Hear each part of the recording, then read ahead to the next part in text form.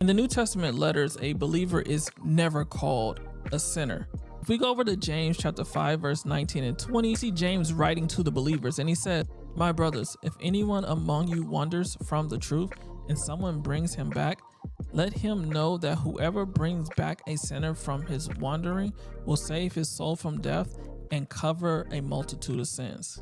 At first glance, this looks like damaging evidence against once saved, always saved, because it says that they wandered from the truth and then someone had to bring them back. So it definitely seems to support conditional security. Now let's slow down and take a careful look at what James is actually saying. Notice he says, if anyone among you wanders. He didn't say just you.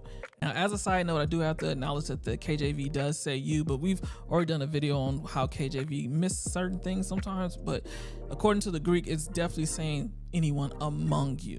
So why is that important? He's talking about someone among the brothers, not necessarily one of them. It's like someone who goes to church but not a true believer. In verse 20, James calls this person a sinner, and here's where language matters.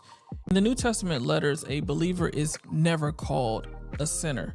Their identity is saint, or in Greek, a holy one, even when their lives don't necessarily match up to that. Paul writes to the sanctified in Christ Jesus, called to be saints, even though the Corinthian church was full of sin. And I mean, they was doing some wild stuff. John MacArthur comments, "The New Testament does not habitually call Christians sinners.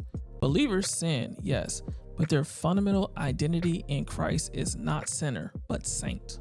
So what is James saying? Well, he's not saying that a saint lost their salvation, but rather he's speaking about someone who's around the saints, like someone who's in the church, around the church, hung out around the church. They may even act religious or look religious, but they're not a true follower of God. And this is exactly why those the once saved, always saved crowd will point back to John chapter 10, verse 5.